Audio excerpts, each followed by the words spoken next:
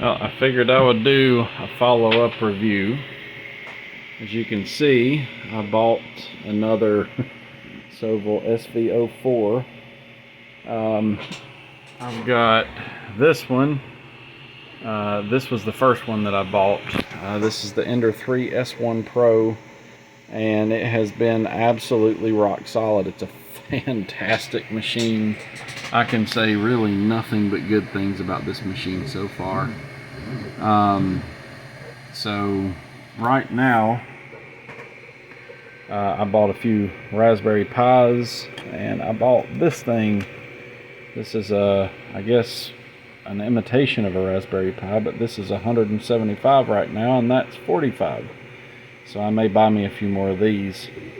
And I want to test Octoprint, so you can basically run multiple machines. But being a beginner to 3D printing, in all reality, this one was absolutely fantastic to begin with. I mean, it was just great. As soon as I started printing, it was the easiest one to set up by far. Works like a dream. Now I will say that this surface here, I had more prints on this fail because of adhesion issues than this one. This one is absolutely beautiful. It's got like a masking tape surface, and I never have issues with bed adhesion on this one. It always works really well. For the money, I'm not sure if this is worth it. If you could buy an Ender 3 for, I think, a little bit, well, at least in the same ballpark as this. I've seen them used for, $100, something like that. So it would actually be cheaper, and it would have a bigger build area. So I may actually buy an Ender 3, just the first one, just to try it. From what I have seen, the Bowden tube style, so this is the only Bowden tube printer I have. This is a direct drive. You can see the filament going directly in it, and this one is a direct drive. So this one prints faster than both of these. Like, usually it's 20 to 30% faster prints out of this machine than these two. So I printed this with the SV04. It's just a little Raspberry Pi thing, and this is one I printed. This isn't a Raspberry Pi, it's actually for this one. This is another one I printed. The layer height, it's not really a fair comparison because you can see the layer height. There's a big difference in the layer height, but this is capable so far with PLA to print anything that these two have printed as far as quality. It's pretty much right on par. And what I found is with this one, with it being so small, so everything I've tried to print has fit on this build plate. It's a little tiny build plate, but 99% of the stuff I want to print, I can print with that. And you could almost buy 2 or 3 of these where you could churn parts out a lot faster. Like I need a top. So I actually started this one printing the top when I started these two printing these. Now these are printing a top and a bottom, and then 2 tops and 2 bottoms for this thing. But I wanted to see how these would do with a longer print job. So my last review, the SV04, I was really disappointed in. I mean, it would jam into the print bed, and matter of fact, you can see that little spot right there. That's actually where the nozzle jammed into the print bed on this one.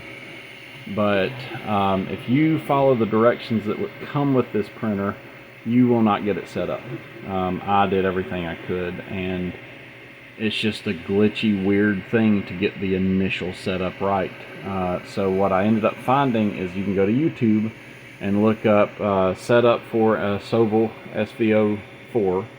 Sovol actually puts the video out, and if you follow it exactly, and then they have another video for aligning the 2 heads, which is where you print these little comb things and essentially line them up with the other color until you get it to where these two are lined up just right.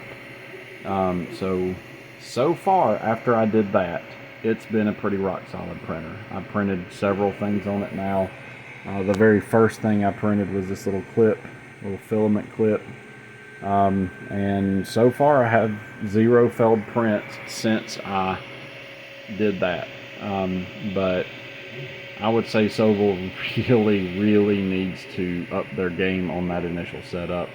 It was glitchy as it could be, and what I would suggest is them putting those videos on the SD card and having the manual point you to those videos, because trying to follow their directions, which I did for 8 hours, and all I ended up doing was just jamming the head in and scratching the print surface up, and it was just basically garbage. So I gave them another chance, mainly because I really wanted an IDEX printer. I wanted the ability to do exactly what I'm doing here. A lot of times when I start printing stuff, I'll print multiple things, and having the ability to do multiples is really nice.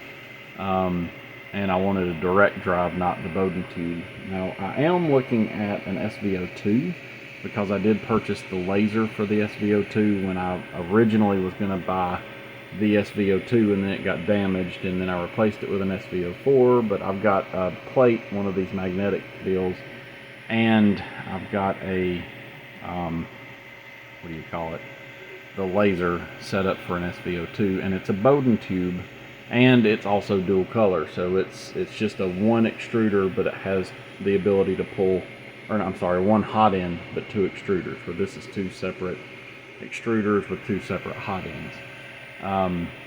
So it can't do what this can do, but it can do something similar, and I like the ability to have multiple different types of filament in one hot end, to where, you know, if I want to print blue or if I want to print white, I can do that with the SV02. And with it being a Bowden tube, I'm kind of curious to see how fast it prints. I'm also looking at the Creality, I think it's a CR30. It's got a belt, so it's like a conveyor belt, so you can print essentially an infinite length print. Those are 2 that I may buy in the future to add to these, and probably an Ender 3, just the regular Ender 3, just because I want to see how it works. It looks like there's more mods for an Ender 3 than anything else out there. I've seen dual extruder mods, I've seen where you can mod them to be bigger, I've seen all kinds of stuff. So I might just get one of those, because a lot of times I just want to print something in PLA, and I think an Ender 3 would be perfectly fine to do that. So what I eventually want to do is have about 6 or 7 3D printers, to where when I'm doing a project, I can just load parts and just go to town, and I don't have to wait quite as long. And you know, at work we've been thinking about getting a big 3D printer, but honestly I'm thinking it's better to have multiple small ones and print your part in pieces, because then you could essentially, instead of having one nozzle that's doing everything, you could do multiple smaller parts that come together, and you could finish the print 7 times faster.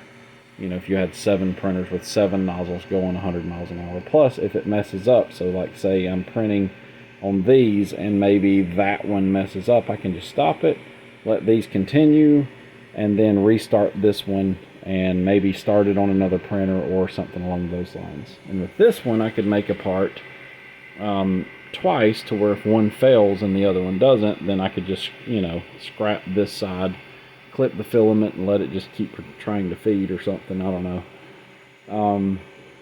But I'm thinking that would be the better route to go, because we do a lot of prototyping and we need it fast.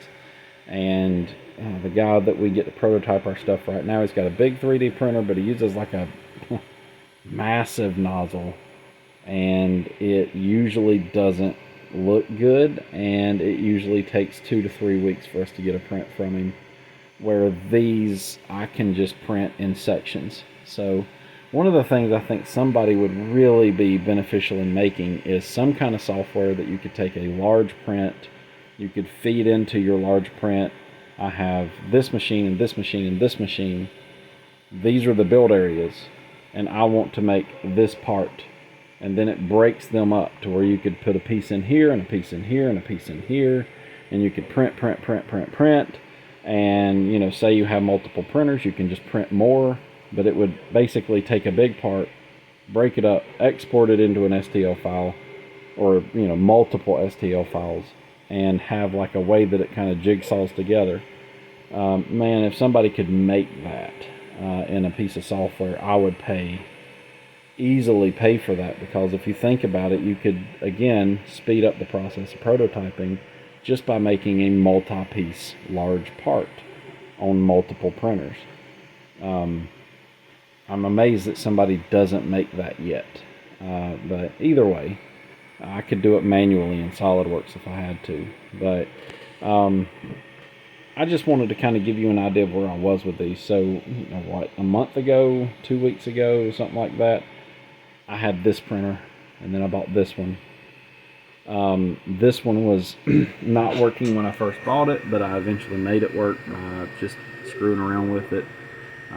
That coupler in the back was messed up, but I kind of sort of halfway fixed it, and it's been working fine since then. And they were supposed to send me another one. I'm not really holding my breath on seeing another one, but they did give me $40 off the printer, so that helped a little bit. But this one, if I had to recommend one, what I like about this, and one of the reasons I bought it, is it's a direct all-metal drive. So you can print stuff on this that you cannot print on either of the other two. You can print ABS, you can print PLA, you can print carbon fiber, reinforced nylon. You can do all that stuff with this printer. So if you're just going to have one, I don't think you can beat this Ender 3 S1 Pro. Now, this one, I would not recommend to a beginner, because I am one. And I'm pretty savvy. I'm pretty IT savvy. I'm pretty good at machines. I'm pretty good at setting things up. I've been around this stuff forever, doing things like this, and so, you know, I'm not your typical beginner 3D printer user probably, but you know, this thing was tough. Now once I got it set up, so far I'm pretty happy with it, and I think it's going to be a good machine. But I think it's going to end up being a good addition to what I've already got.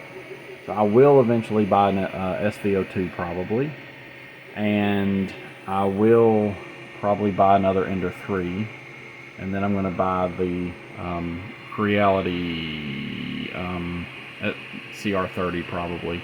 There's another one out there too that's similar, but it's like $400 cheaper, I think. Now one thing I will say is this one is cheap. No, this one was not cheap. It was like $550, but it's quiet. You can go to bed, you can leave this in your bedroom, and it works great. And it's quiet enough that you can go right to sleep. This one has a exhaust fan that is super loud, which don't really bother me. I could go to sleep with this one printing. It's just the fan, the actual movement of the heads and stuff, it's fine. You don't really hear that. Now, this one, on the other hand, I don't know if you can hear it, it's quite a bit louder, especially, like right now it's fine, but if it starts to do, like where these are going kind of fast and changing directions, it's like, it's a really kind of annoying sound. But like I said, my next thing, I'd like to set up Octoprint on some Raspberry Pis and see if I can control all of these at once on one interface. I did buy the creality, the little whatever box, I forget what it's called. So I'm hoping that I can replace this box with an Octoprint, and then I may just give this one to my mom. She just bought a Ender 3 for her husband, and you know, it'd be a good little gift to give them that they could use for their stuff if they wanted to. Right now I've also got this little Harbor Freight Wi-Fi camera thing, so I've been using that. It's a Genie, I think, and it actually works really well to monitor your prints. So but I think the Octoprint, being able to turn I hope that you can control multiple printers with one Octoprint. I hope. I don't know how this works, but we're going to give it a shot and see how it works. But either way, if you have to buy multiple cards, like hopefully you don't have to have one for each printer. This one was $45, so it wouldn't be quite as bad, but hopefully I can buy one $45 card, get everything set up, and control maybe 4 to 5 to however many of these that I need. So anyway, that's kind of my review so far. Now I've only printed PLA on this. I do have TPU, I do have ABS. I bought, well, you can see the filaments up there. I'm still actually running the 2 spools that they give you with the printer, and yeah, it seems to be pretty good. And I didn't have any blue, so I'm printing some stuff in blue. But one of the things I think I did mess up on is I originally put TPU on the second extruder, and I tried to use it to kind of test stuff, and it just didn't have any good bed adhesion, and I think that was part of why I didn't get the first one right. And well, no, you can't blame it on that. I mean, it was pretty horrible. But again, if you are going to buy an SV04, go to YouTube, go to Sovol's YouTube channel, use their stuff and do exactly what they show you to do, and it looks like it works. But that, if you try to follow the manual, if you do anything, coming from this one and this one, this thing was just an absolute piece of garbage to set up. And you would think with the auto bed level and all that kind of stuff, and it's almost like you're sort of doing things backwards when you do it the way they say to do it on their YouTube channel, but it worked. And so far I haven't had to do it again, and everything seems to work good. And so I'm actually going to download those 2 YouTube videos and save them just in case something happens. But I'm happy. One thing I do love about this printer is this LED light. I wish they would put them on all of them. I would have happily paid $20 more to add an LED light. Of course, I've actually got one coming. It's like a desk lamp that I could put in. I'm going to put one in here, like up in the corner somewhere, and I'm going to put one on this somewhere as well. But yeah, there's so here's your prints where it's printing now. Let's see if I can zoom in. And I tend to print things on the faster side with maybe less detail. I will say so far this one does have the best print quality when you tell it to do it, but in all reality most of the time I'm just printing fast to get a part so I can use it. But I mean, really, this little Tina 2, it's a weefun Tina 2, man, for if you just have a small space and you want something to work, or if you want multiples, this is I do think they should be cheaper. Because it's like, I don't know, these just seem to be maybe a better longevity printer, where this, I'm just not sure. It does have a lead screw in there, and that's just a brass coupling, so it's not like a ball screw, but so far it seems to work pretty good. It did have a guard that went across here, but you couldn't see anything, and it was really annoying. And it just had 2 screws on the sides. I took those off. I just don't see the point of it. But I mean, really, it's been a great little printer. I really can't complain. So, but I would say if it's not your first printer, I mean, in a way, I almost regret I could have bought 2 of these for what I paid for this one and this one. And this one has a bigger build volume, but you can print higher temperature with this. This has PTFE tube in the hot end, where this one is all metal. So you can actually print more engineer grade material with this printer out of the box than you can this one. But you can apparently go to Sovol's website and buy an all metal part that goes in this, to where you can do that in this one as well. But just out of the box, the Ender 3 S1 Pro does everything that you want it to do. So I'll explore that later, but right now I'm just having fun learning about stuff and getting them set up and things like that. So again, I would highly recommend the Ender 3 S1 Pro. I would recommend the SV04. The setup just kills it. Once you get past that, so far I have no complaints. It's been great. But man, getting past that setup is an absolute bear. Where these two were basically out of the box ready to roll. If you do buy one of these, check this little thing right there. If it looks like a big stretched out spring, I just took that off, squished it down, put it back together, and it worked. So either way, so I hope that helps somebody. Again, I'm new to 3D printing. I'm learning as I go, but hopefully that'll help somebody. You guys have a good day. Bye.